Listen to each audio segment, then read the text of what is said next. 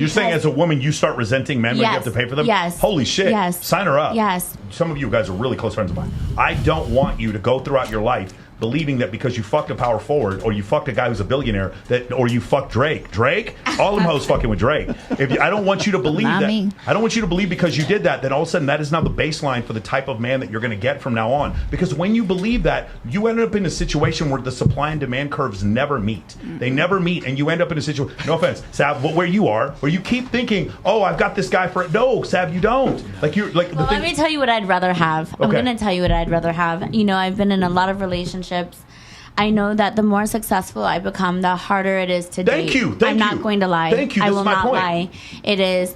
It's so hard because my whole life I said I'd give up all the money in the world to find a man that just loved me. And you know what? I've said that, and I've stuck it out for years and years and years. And you know what? To be honest, as a woman, you still want to be wined and dined. You still deserve to be taken out on dates.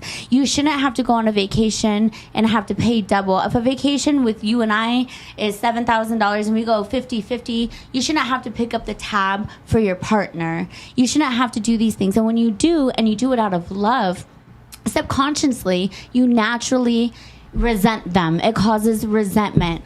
How much you love them or not, it does. You're saying as a woman, you start resenting men when you have to pay for them? Yes. Holy shit. Yes. Sign her up. Yes. Are you also saying welcome to the red pill. Are you also saying that you could not fall in love with a man who does not make as much as you? No, that's not true because you can ask Sartain. I've been in love with men that don't make near as much as I make, and I've tried. But they don't last because naturally, subconsciously, you build up this resentment, and you don't mean to do it.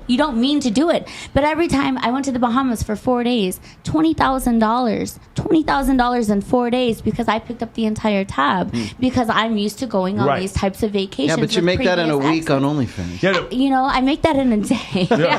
Here's the thing. No, you're right. It's a week. You talk about this all the time. It is very difficult for a woman to respect a man when she makes that much more money than him and she's constant. But I've tried. It's very difficult.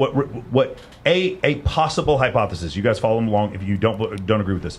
Most of the time, when in a couple between a man and a woman, if a man leads, those tend to be healthier relationships. Yeah. Now, some people may argue, but studies tend to show that is the case. Okay, maybe you guys have a different opinion, but that's what it tends to be.